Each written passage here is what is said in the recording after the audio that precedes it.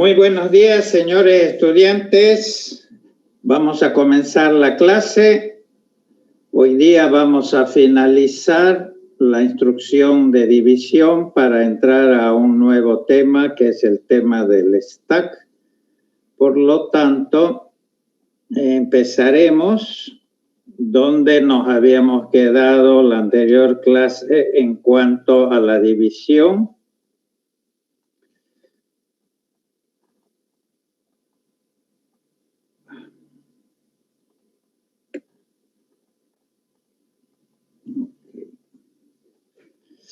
Bien, ahora veamos entonces la división. Ok, estábamos viendo, ya habíamos visto la división de enteros sin signo.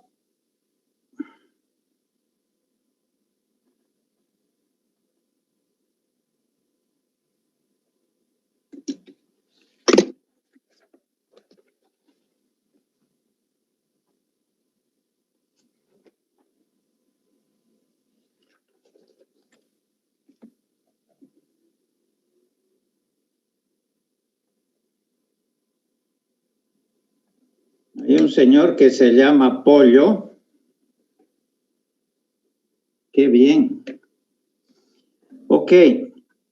Bien, lo primero entonces que vimos era, queríamos hacer una división de menos 95, dividendo divisor más 12. He visto, señores, creo que en este grupo han tenido clase con el auxiliar, he visto las notas de la división. ¿Es cierto o no?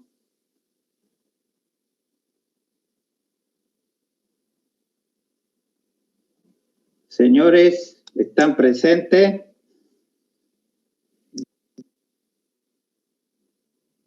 Nadie.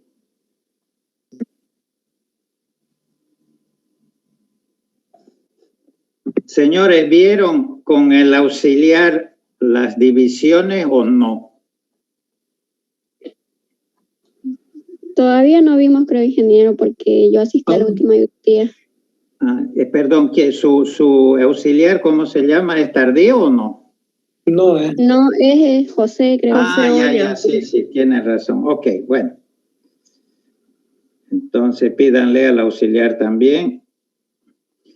Bien, nos habíamos quedado acá, señores, habíamos visto, menos 95 dividido entre 12. Okay. Entonces, si repasamos los formatos,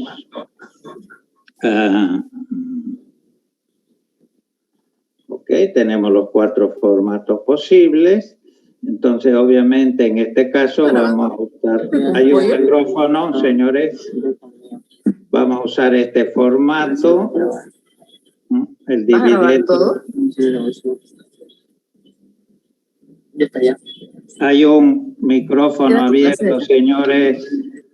Bótelo. Ok.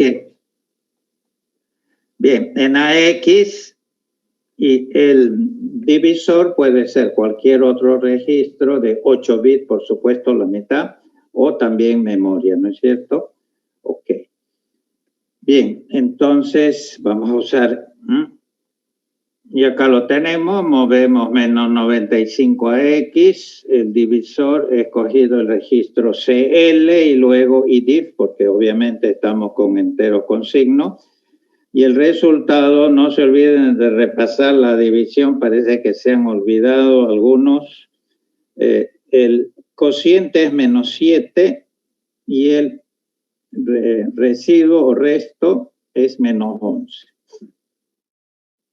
Obviamente, según formato, el cociente lo vamos a tener en AL y el residuo en AH. Entonces, lo veremos. Acá lo tenemos el programa. Vamos al comienzo.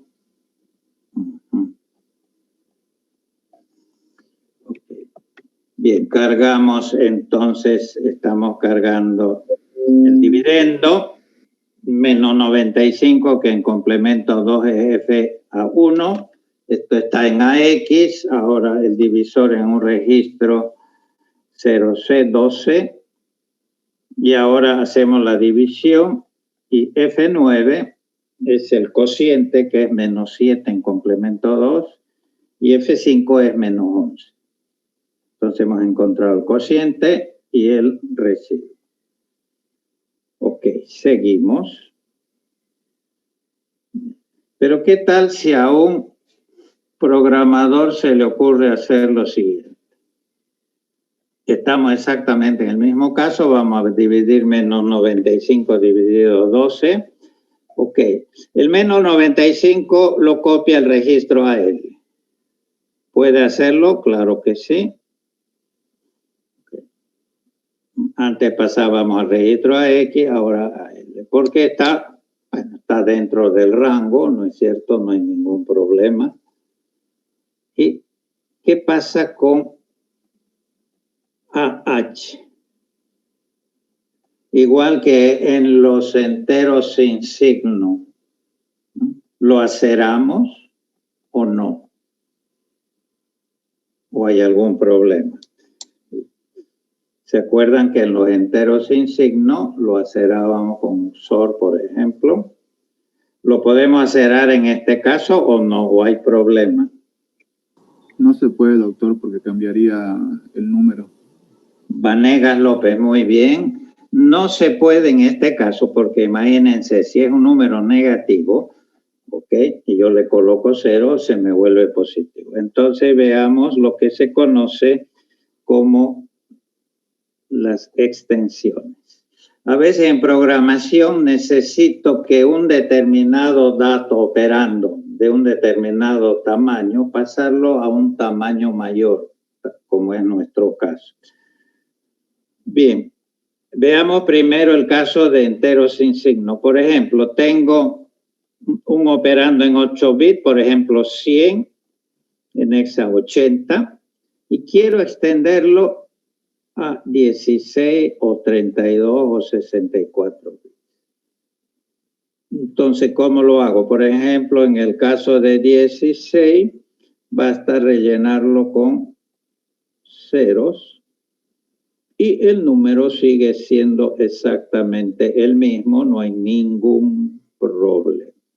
Eso se llama extensión en cero. ¿Por qué? Porque se le agrega cero. ¿Qué pasa con los enteros con signo?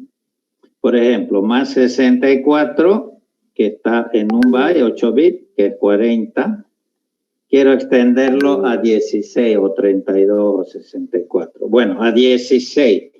Si es positivo, yo puedo extenderlo colocando, rellenando con ceros.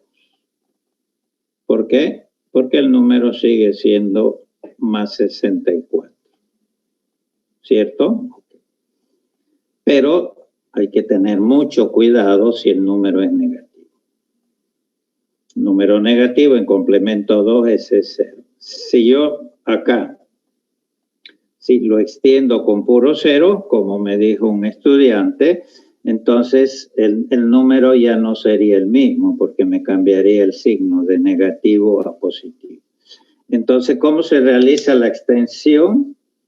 Se replica el bit de signo, el bit más significativo, que está en 1, por supuesto, es negativo, C, 1, 1, 1, 1, 1, 1.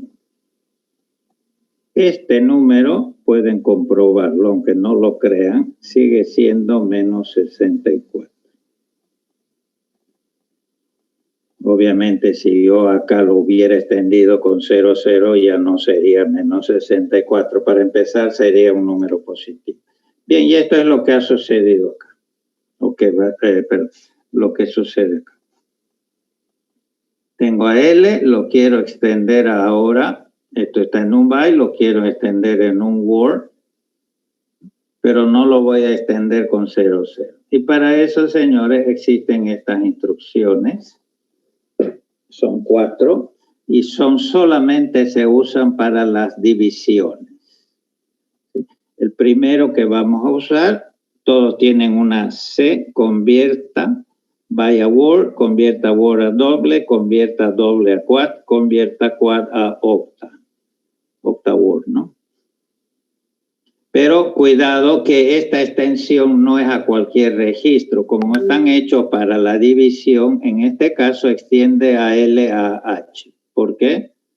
Bueno, veamos el formato. Ahí está, lo extendemos a H. Luego, convierte Word a doble, lo vamos a usar entonces cuando usemos el otro formato. Y extiende a X no a cualquier registro, sino a DX, porque justamente, repetimos, está hecho para esto. A X lo extendemos a DX, porque estas instrucciones están hechas. Y así sucesivamente. Ok, entonces fíjense cómo sería entonces en este caso, cómo sería en este caso el programa. Lo voy a extender este byte, esto es un byte, ahí está el menos 95, lo voy a extender a Word, a H, pero no debe cambiar el número. Entonces esto, si el número es negativo, lo rellena con FF. Podemos verlo en la realidad, veamos. Bien, cargo el menos 95 igual que antes, pero solo en A1. ¿Sí? Okay. Pero ahora, cuando haga la división, el procesador va a tomar esto de acá, AX, como hemos visto antes, AX. ¿Sí? Lo va a tomar como el divisor. Pero ahorita hay un F5 acá, que es un dato previo. Entonces, usamos convierta byte a Word. ¿Han visto? FF a 1, que es lo mismo de esto. Bueno, cargamos el divisor, la división. Bueno, el resultado es el mismo de antes, dado que los datos son los mismos. Okay, este es el menos 7, el cociente, y este es menos 11, el residuo. Bueno, y así sucesivamente. Por ejemplo, en el siguiente formato, porque este ya no entra en un byte, voy a usar entonces el segundo formato, paso a X, y luego tengo que extenderlo sobre DX, y para eso entonces está esta instrucción. Convierta Word, porque esto está a nivel de Word, a doble. Cargamos el divisor y hacemos la división. ¿Dónde obtenemos el cociente? En el registro AX, que es menos 17, donde obtenemos el residuo, que es menos 47 en DX. Okay, a ver, veámoslo entonces. Ahí está el AX, pero esto es nomás parte del dividendo, me falta esta parte de acá, y justamente como ven acá hay un dato previo, y si lo dejo tal cual, bueno, el dividendo no va a ser el correcto, entonces lo extendemos, este que está a nivel de Word, lo extendemos a doble sobre. ¿Han visto que aparece acá FF? Porque el número es negativo. Si fuera positivo, obviamente acá me aparece en 0, ¿no? Ahora sí podemos hacer la división. Y fíjense, el cociente aparece en AX, que en este caso sería menos 17. Y el residuo me aparece en otro registro, ¿sí? En DX, que es este de acá, que es menos 47.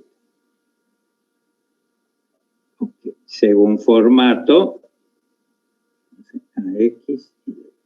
Bueno, y así sucesivamente. Por ejemplo, uso el otro formato, cargo AX y ahora lo extiendo sobre EDX, pero en este caso, como este es doble, ¿no es cierto? Convierta doble a 4. Cargo el dividendo y listo. Ok, entonces lo hacemos. X, me falta el E de X que está acá. Entonces lo voy a extender. Ahorita hay cualquier valor. Aquí. Entonces el dividendo es FF seguido de FF, etcétera, etcétera. Y este es el dividendo correcto.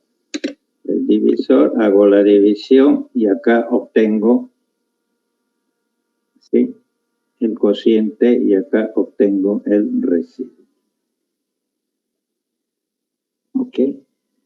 Ahora, para finalizar, señores, obviamente en estos casos que hemos visto, el dividendo eran bien pequeños y los dividendos podía yo, sí, almacenarlo en AL, en AA, X, AX, etc.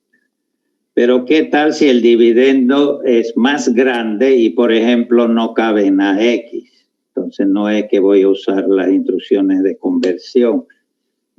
Tengo que la parte baja en AX y lo que sobra, la parte alta, tengo que colocarlo en DX y así sucesivamente.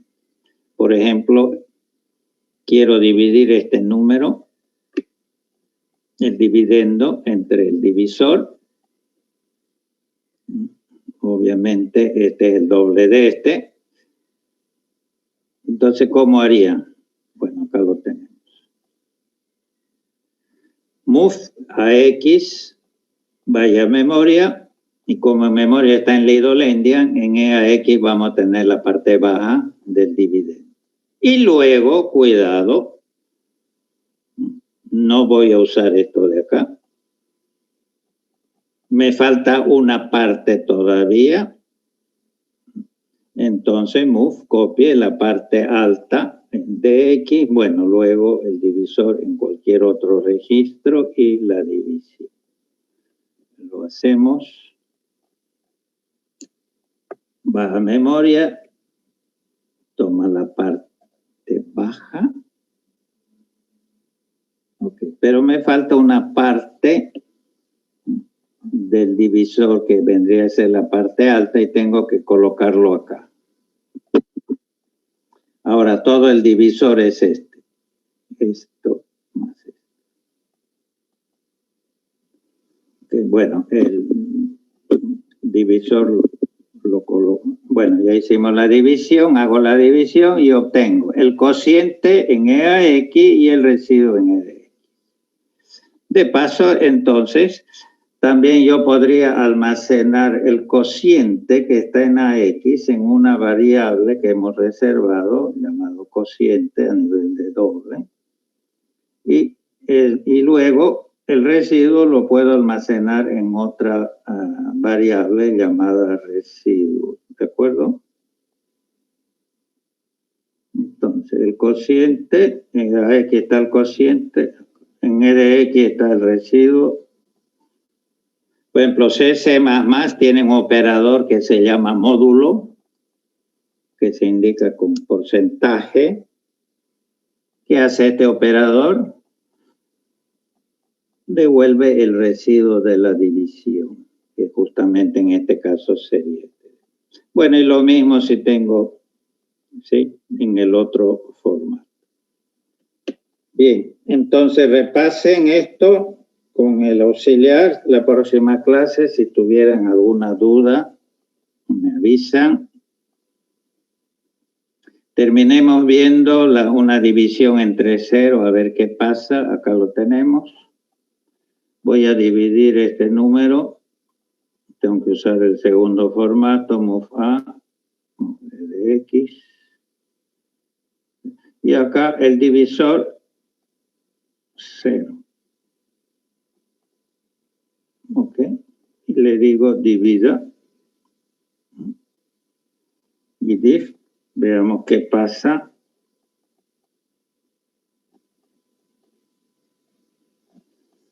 Ok.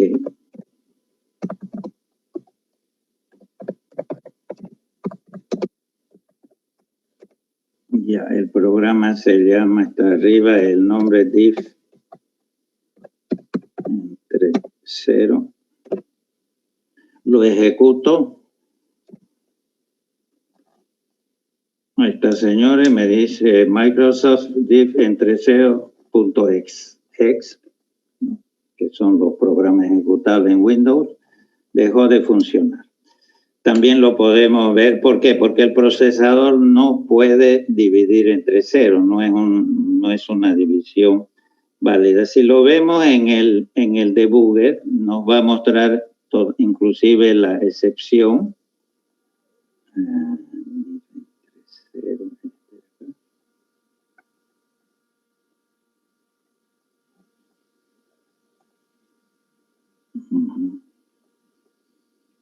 Ok, cargamos parte del dividendo, no me falta la otra parte, el de X, ahí está. 7FFFFF, el otro es 0. 0. Ahora fíjense bien lo que aparece acá. Acá me aparecen mensajes, por ejemplo, me dice ahorita el debugger está pausado, le doy F7 y me dice primera chance, hay una excepción en la línea 4015.6 acá, donde apunta obviamente, justamente donde está la división. Bueno, esto lo verán ustedes en sistemas operativos. Este es el número de la excepción en Microsoft. Okay. Bueno, por ahora no nos interesa. Si yo le quiero dar F7, el programa no avanza, porque obviamente no puede avanzar, porque no puede haber una división. Y por último, ¿se acuerdan que hablamos que podría haber un overflow? Fíjense este caso. Move a X, el primer formato, 3000. Move en CL, 2. ¿Qué división voy a hacer? 3000 entre 2. Respuesta, obviamente, 1500. ¿Y dónde voy a almacenar esto? Estoy usando el primer formato. ¿Dónde se almacena el cociente? L. Sí, pero obviamente 1500 es demasiado grande para que yo pueda almacenarlo en AL. A eso se refiere entonces lo que llamamos overflow. Claro que si ustedes agarran una calculadora y le dicen divídame 3000 entre 2, le va a dar 1500. ¿Okay? Igual acá lo podemos ver que va a haber una excepción. Overflow.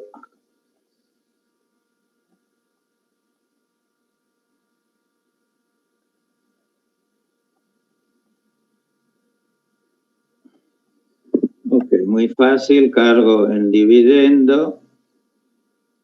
El divisor es 2, esto es 3000, esto es 2. Le doy F7 para que me haga la división, supongo entero sin signo. Y nuevamente me aparece una excepción con otro número en la línea, esta línea, y no puedo avanzar en el programa. Ok, señores. Con esto completaríamos entonces la división. La próxima clase, si tienen alguna duda, véanlo con el auxiliar, me avisan. Y ahora vamos a pasar a un tema nuevo. Lo tienen ustedes en la tarea, donde van a estudiar. Vamos a entrar a estudiar una parte muy importante en computación, que es el stack. ¿Ya? En español es pila, bueno, vamos a usar indistintamente cualquiera de los dos. Y luego vamos a ver el uso de estos dos registros sumamente importantes. Recién vamos a ver para qué sirve este registro. Y vamos a ver las dos operaciones que se pueden ejecutar en un stack, que son las operaciones de push y pop y las correspondientes instrucciones que tiene el procesador. Okay. Bien, entonces empezaremos. Bien, estas transparencias las tienen. Vamos a ver entonces las operaciones de stack. Cómo se comporta el stack en tiempo de ejecución. Cuáles son las operaciones. Las dos únicas operaciones que puedo hacer en el stack son el push y el pop. Y luego vamos a ver las correspondientes instrucciones que implementan estas dos operaciones. El mnemónico es el mismo, push, vamos a ver para la instrucción y pop. Bien. El stack, señores, es una estructura. Ustedes están viendo estructura de datos, ¿no es cierto? Tienen en el pensum 2 materias de estructura de datos, 1 y 2. Y han visto seguramente el stack, o no han visto. ¿Han visto o no? En estructura de datos han visto la estructura stack. Sí, ingeniero, la estructura de pila. Sí, es la pila, sí, en español. ¿Qué características tiene esa estructura de datos? ¿No? Bueno. Vamos a ver un poco de terminología. ¿Qué eso es un stack? Una pila. En muchos libros, cuando ustedes estudian el stack, ¿no? En algunos está el ejemplo de los platos, ¿no? Acá yo tengo una serie de platos que voy apilando, de ahí la palabra pila o stack en inglés. Okay. Bueno, y veamos alguna terminología. El tope de la pila se refiere obviamente al último plato que hemos ingresado en la pila de platos. Este es el tope. Bueno, el bottom es el fondo de la pila. Bueno, y lo mismo que sabemos. Pues si yo quiero adicionar un plato, un nuevo plato, obviamente no me voy a dar el trabajo de levantar todos estos platos y ponerle el plato acá, sino que lo coloco encima, ¿no es cierto? Es obvio, ¿no? Okay. Y cuando yo quiero retirar un plato, igual de antes, no voy a estar levantando todos estos platos para retirar el que está en el fondo. Retiro el que está en el tope. Es facilísimo. Y esto, señores, es la estructura que si ustedes han estudiado o van a estudiar, tendrían ya que haber estudiado, es una estructura tipo LIFO. El stack se comporta como una estructura de datos tipo LIFO, significa last in, first out. Lo que acabamos de decir. El último plato que hemos ingresado en la pila de plato va a ser el primero en salir. Si yo quiero de la pila de platos, ¿sí? Sacar un plato, bueno, voy a sacar el que está en el tope, que es justamente el último. ¿De acuerdo? Bueno, eso creo que todo el mundo lo sabe. Entonces es una estructura muy importante, es una estructura LIFO. Se comporta de esa forma. Bien, todos los procesadores implementan un stack. Sin eso no funcionan los programas, señores. Sería bueno como investigación que vean cómo se comporta el stack en sus celulares, que es otra arquitectura, para ver las diferencias y las semejanzas. Bueno, en el Intel o AMD, y no solo esto lo hacen todos los procesadores, el stack se implementa en un área de la memoria principal. O sea, no hay ninguna memoria especial ni nada por el estilo. Es un área de memoria, un pedazo de la memoria RAM, de la memoria principal. Por ejemplo, si lo vemos acá, vamos a cargar un programa.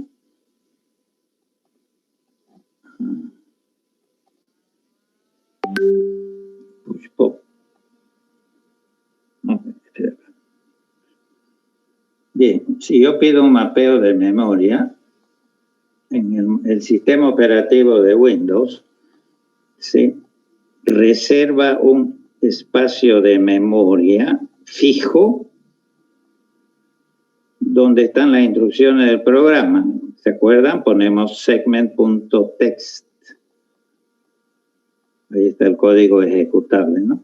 Luego, las variables inicializadas o globales van en otro segmento, en otro pedazo de la memoria principal, y empieza en la 40.3000. ¿Se acuerdan que encontramos los datos en la 40.30.10? Bien, y acá el punto BSS está a partir de la 47.000. Generalmente nosotros lo encontramos, ¿se acuerdan?, en la 40.70.30. Bueno, hay otro. Y acá, señores, como es dinámico, el stack anda por acá en esta dirección. Ok, entonces, ¿cómo se implementa el stack? Lo que hacen es lo siguiente.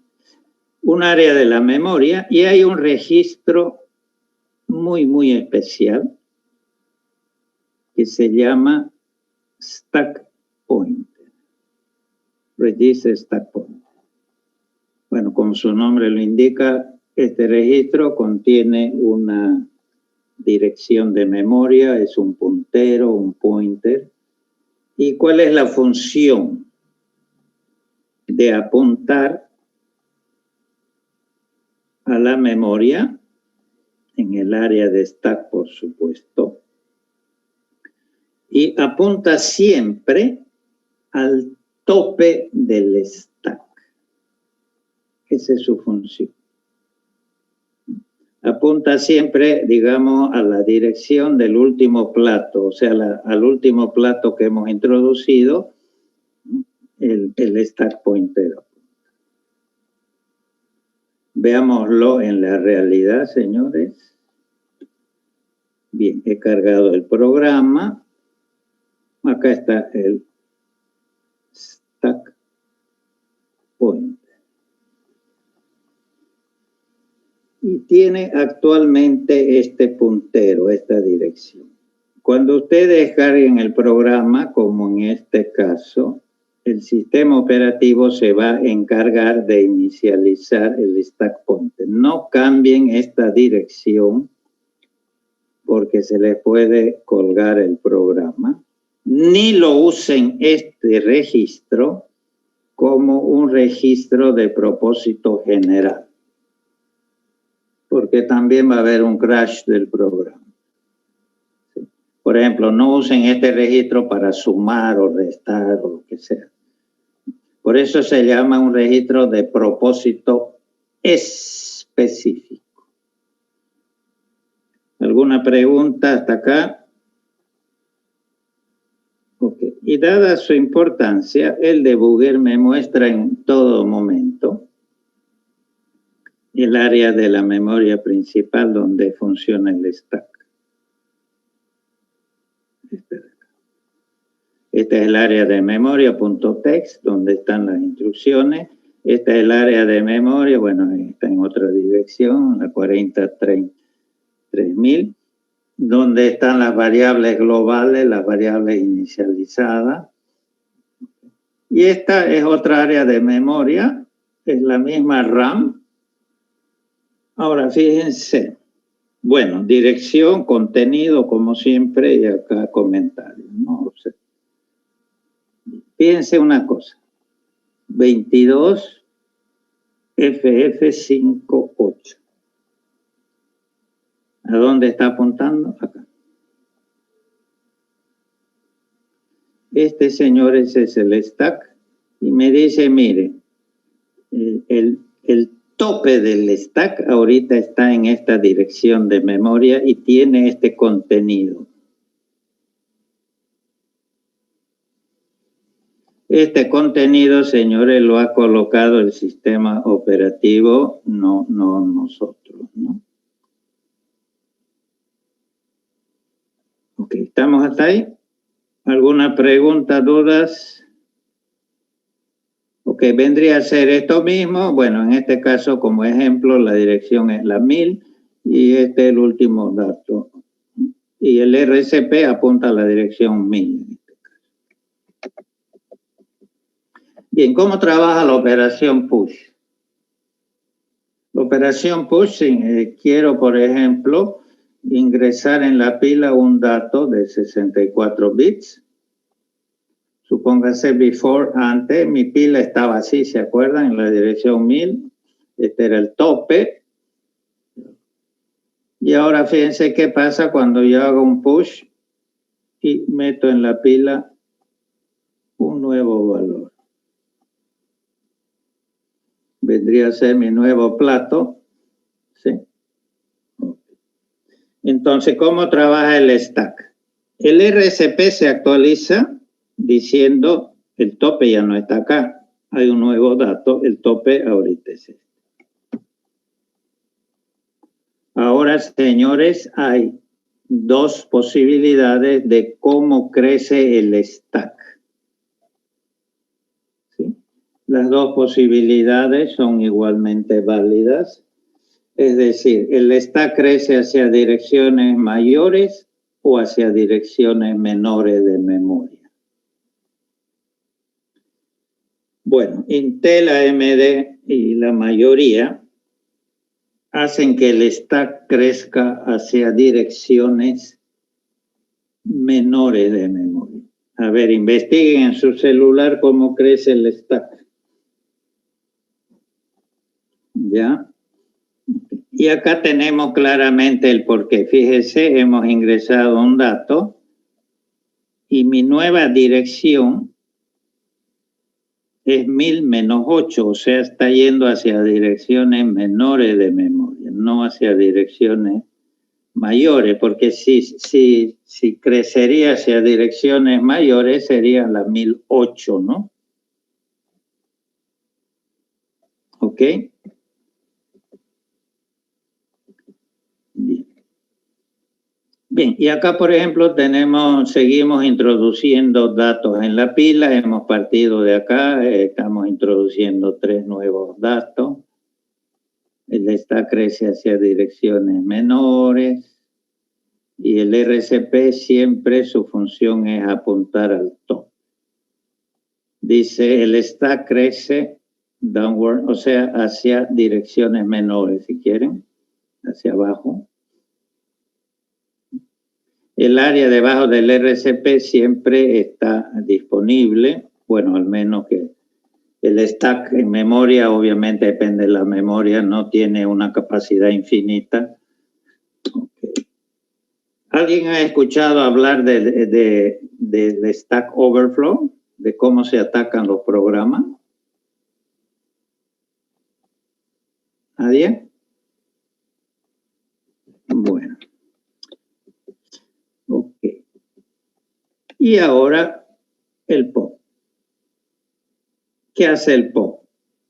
¿Se acuerdan que nuestra pila, nuestra stack estaba en estas condiciones?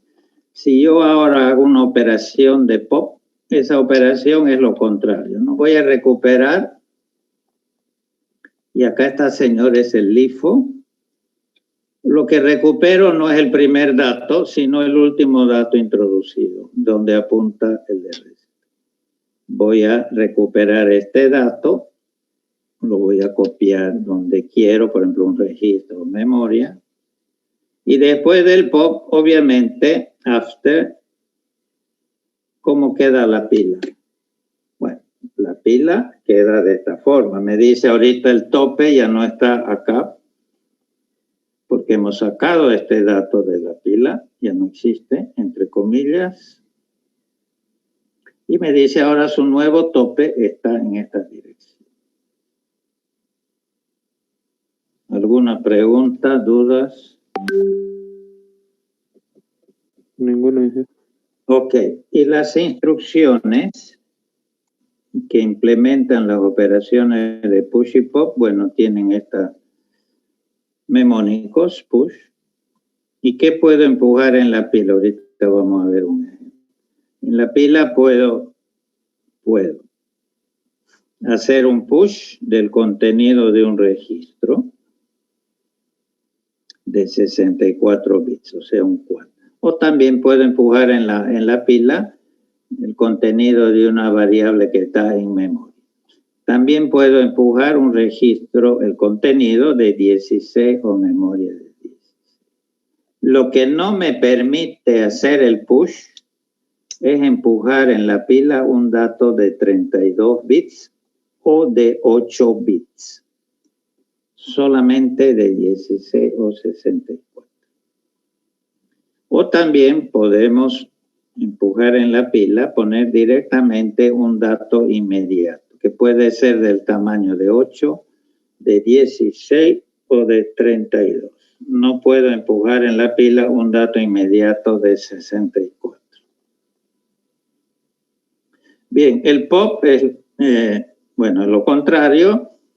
Puedo recuperar del tope de la pila un dato y copiarlo a un registro de 16 o memoria de 16 o un registro de 64 o memoria de 64. Obviamente no tiene sentido hacer un pop a un dato inmediato, ¿no? Ya, ahora veamos la realidad de las cosas y con esto terminamos. Voy a ver un ejemplo de lo más sencillo. Bueno, acá he copiado la sintaxis, que es la que acabamos de ver, y la sintaxis del pop, ¿no? Bien, voy a copiar a un registro de 64, ya, un dato cualquiera, por ejemplo este. ¿Qué modo de direccionamiento usa esta instrucción?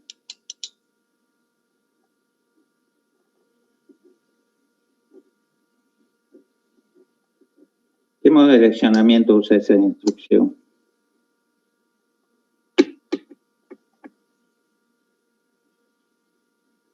Nadie. Imposible, señor. Son 2 meses que hablamos de esto, ¿no?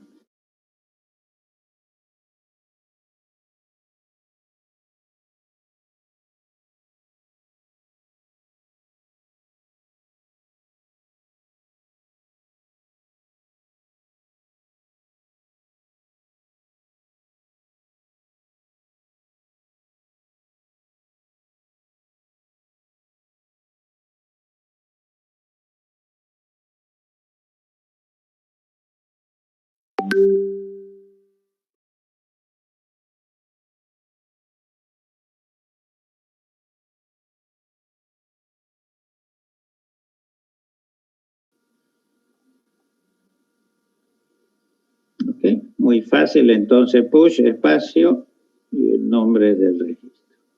Y luego pop copie lo que hay en el tope de la pila, lo saca de la pila y me lo copia a este registro de 64. Ok, y acá tenemos un poco lo que hemos dicho. El operando puede ser un registro de 16 o 64, no puede ser de 8 y 32. La posición de memoria igual deben tener tamaño de 16 o 64 las variables. El dato inmediato, lo hemos dicho, puede ser 8, 16 o 32, que lo extiende obviamente a 64 para hacer el push.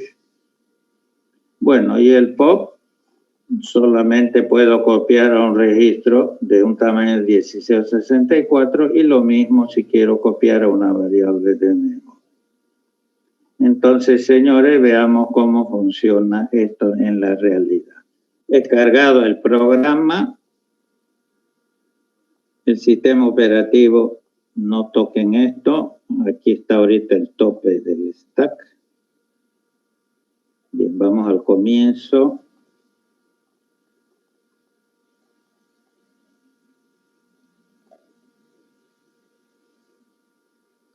Ok, el push y el pop, para verlo mejor, me lo está resaltando en celeste. Ok, voy a, entonces, modo inmediato. Tengo un determinado valor en el registro. Este valor que está en este registro lo vamos a meter en la pila. ¿Cómo lo hacemos? Con la instrucción push. Push el contenido de RD. Ahora fíjense bien lo que pasa en la pila y lo que pasa con este registro.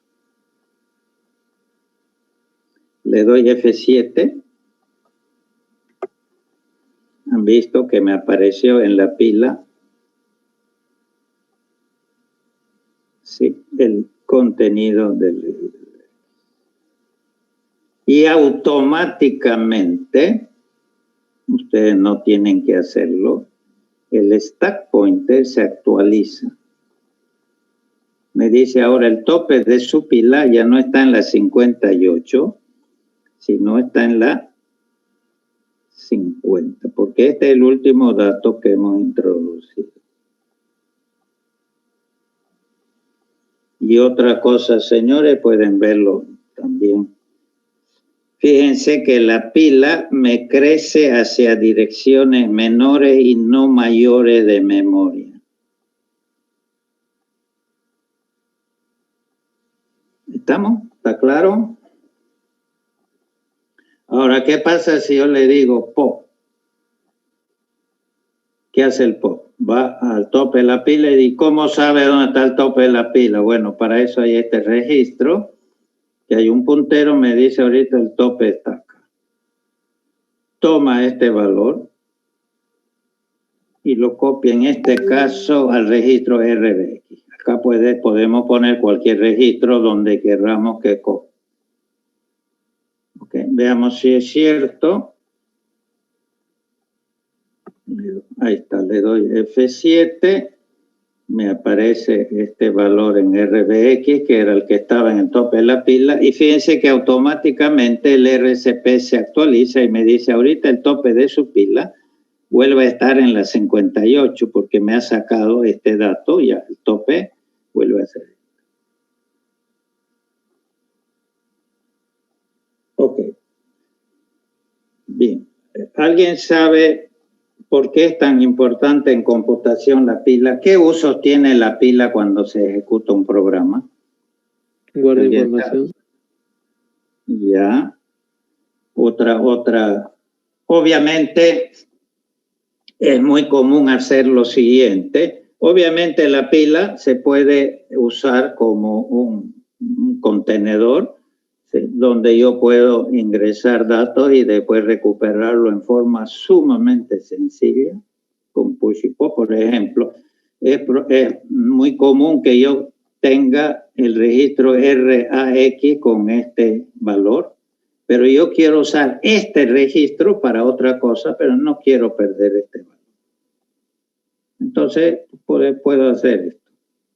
Hago un push, lo guardo en la pila, puedo cambiar este valor, trabajar con este registro, y cuando quiero recuperarlo, voy a la pila con un pop y recupero. ¿Algún otro uso?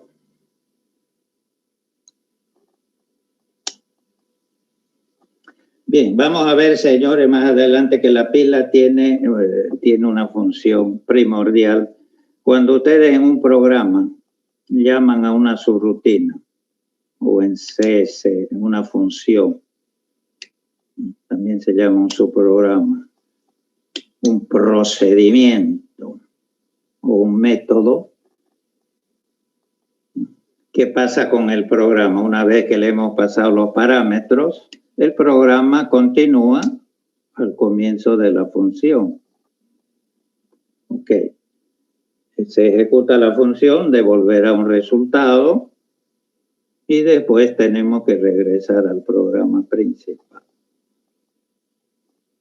Y en la pila, señores, se guarda lo que se conoce como la dirección de retorno.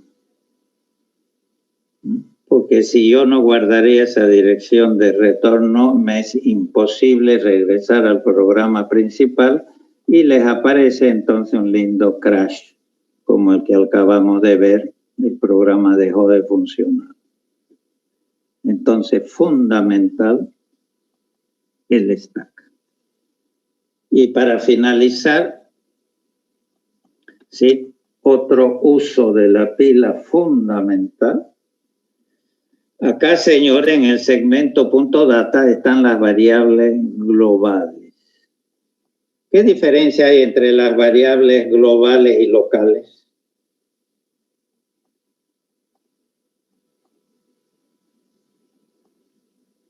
Señores, ¿qué diferencia hay? Son 3 semestres que programan ustedes. Que locales se puede decir que son privadas y las otras son, se pueden modificar de cualquier lado. Sí, sí, más o menos está bien.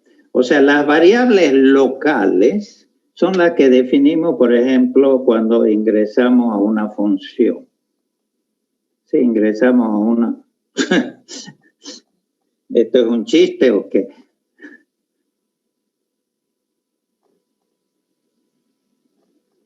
Ese es un chiste.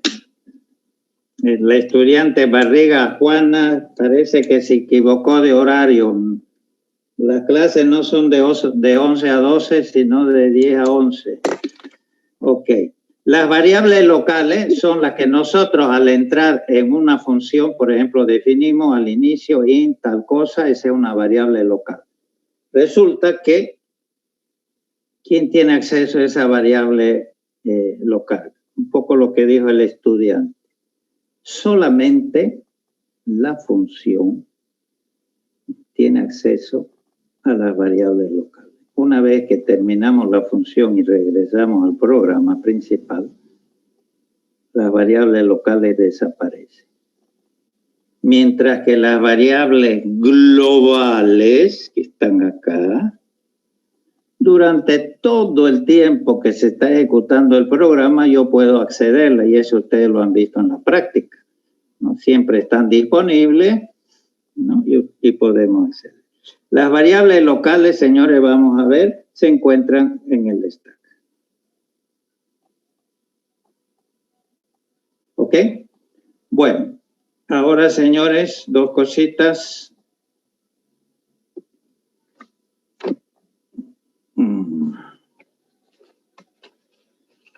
Bien. El práctico número 4, señores, estamos a tiempo, las cosas no andan muy bien, que digan. Son 66 estudiantes inscritos, de los cuales, cuando hay prácticos o cuestionarios, obviamente me aparecen más, porque hay estudiantes, van a disculpar que solo les interesa la nota. Me aparece, generalmente son 40, ahorita hay 37. De los cuales en el último práctico, Moodle me reporta que solamente me han entregado 22, de los cuales solamente han hecho bien el programa 6 estudiantes. Señores, ¿qué está pasando? Estudien, por favor. Lean bien el enunciado. Seguramente ustedes tienen programas de anteriores semestres y eso está perfectamente. Ok, nadie les prohíbe, muy bien, más bien. ¿Sí? Pero parece que como es el mismo, ven que es el mismo, bueno, copian el programa, ¿no? Y puede ser que haya alguna modificación. Sobre todo, dice, define quad word. Creo que son 2 meses y medio que hablamos de by word, doble word. Y no, ¿qué problema se hace? En vez de quad word, defino a nivel de word. Pero no es posible, señores. Van a disculpar, ese tamaño también existe en los lenguajes de alto nivel. Un char es un byte, ¿sí? Un short es un word, un int es un doble, un long es un quad. Ok, otra cosa. Ingeniero, ¿qué era el swap? Swap está bien definido, es un intercambio. Se lo he puesto en español también. ¿Nunca han visto swap? Igual, en el ensamblador es un código. En el ensamblador es un código. No entiendo, a ver, ¿me puedes repetir? Es un comando en el ensamblador. Un comando. ¿Hay una instrucción swap en Assembler? A ver, investígueme si hay una instrucción swap. Hay una instrucción exchange, pero no una instrucción swap. Ok. Era un programa sumamente sencillo. Y para finalizar, señores, no es posible que sigamos con los problemas del tamaño. Ustedes tenían un puntero y tenían que desplazarse a donde estaban los dos elementos que iban a intercambiar. Pero si están a nivel de void, vayan pues de uno en uno. Si están a nivel de word, de dos en dos. Doble de 4 en 4. Y ubíquense, para eso es el desplazamiento. Bueno, nada está perdido. Okay. ¿Alguna pregunta o duda? Si no, nos vemos el día lunes.